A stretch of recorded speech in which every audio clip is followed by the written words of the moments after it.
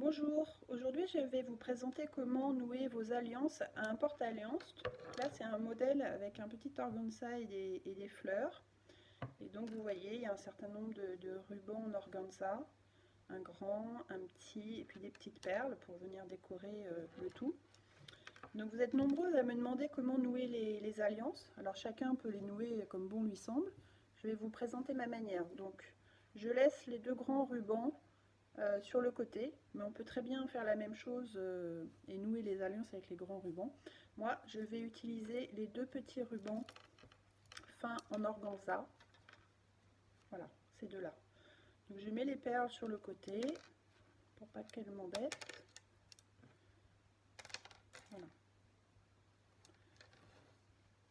comme ceci. Puis je prends une première alliance, je passe le ruban à l'intérieur une fois, je fais le tour, puis je repasse à l'intérieur. Glisser et je vais poser mon alliance à peu près au milieu du tambour. Puis je prends la deuxième alliance et je fais la même opération. Je passe le ruban à l'intérieur,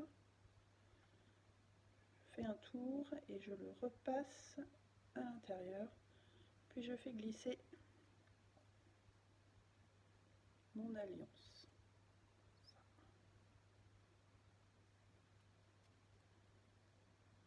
Comme ceci. Puis je vais venir faire un petit nœud.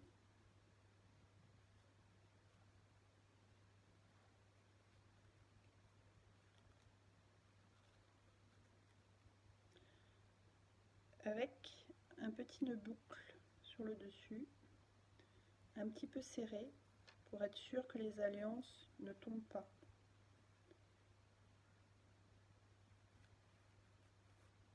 Voilà. Alors, pas trop grand, par contre je le serre bien. Voilà, j'ai un petit nœud, comme ça. Et donc le petit nœud, vous le mettez plus ou moins haut sur le porte-alliance. Là, il est assez haut. Les rubans, normalement, sont suffisamment longs. Vous pouvez le mettre un petit peu plus bas. Le porte-alliance, en général, ce sont les enfants qui le portent. Je vous conseille, puisque cette matière est assez fine, de porter le tambour sur les côtés, au niveau du bois, pour être sûr de ne pas abîmer le tissu. Et puis, une fois que vous avez besoin de vos alliances, il suffit tout simplement de tirer sur les deux petits liens. Le nœud se défait, puis vous prenez une alliance. Voilà une première, puis la deuxième, et voilà.